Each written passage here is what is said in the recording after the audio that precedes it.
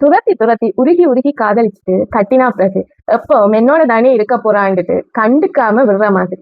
எப்பவுமே பக்கத்துல இருக்கிறவங்க இந்த மதிப்பை புரிஞ்சுக்காம நடக்கிற மாதிரி. தேடி தேடி வாங்குற புத்தகங்களை இங்கதானே இருக்கு, பிறகு வாசிப்போம் என்று அசண்டை இனமா விட்டுட்டு சில நாட்கள்ல அதை மறந்தே போயிடுறோம் தானே.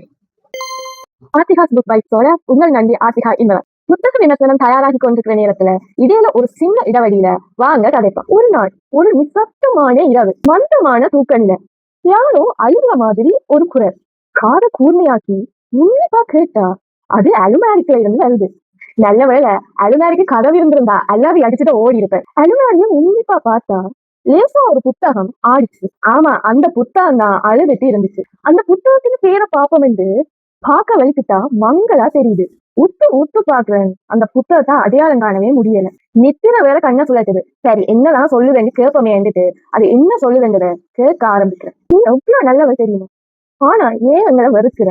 என்னது, நான் புத்தகங்களை வெறுக்கிறேன்? நான் நல்லவளன்னு தெரியற உனக்கு எனக்கு புத்தகங்கள்னா உயிரண்டு தெரியல பேரன். எனக்கு கத்தோட போல இருக்கு, ஆனா குரல் வர மாட்டேன். ரெண்டா அடி போடுவோம் கிட்ட போக பாக்குறேன், ஆனா என்னால அசையலாமே இருக்கு. இந்த நித்திர கிழக்கம் ஒரு பக்கம்.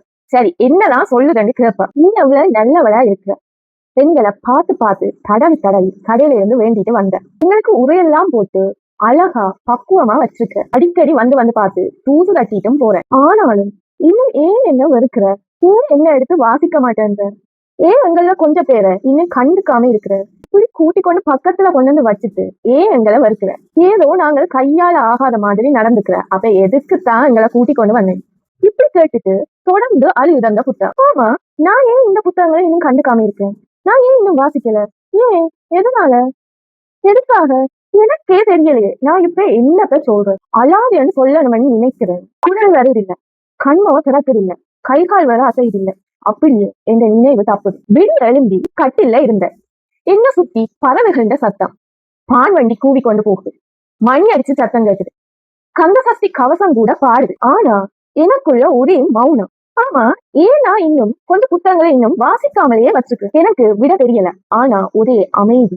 மெல்லமா எழும்பி போய் அந்த துள்ளி துள்ளி கதைச்ச புத்தகம் இருந்த இடத்துல கைய வச்சு எடுக்கிறேன். ஆமா, நான் தேடி தேடி வாங்கிட்டு வந்த புத்தகம்.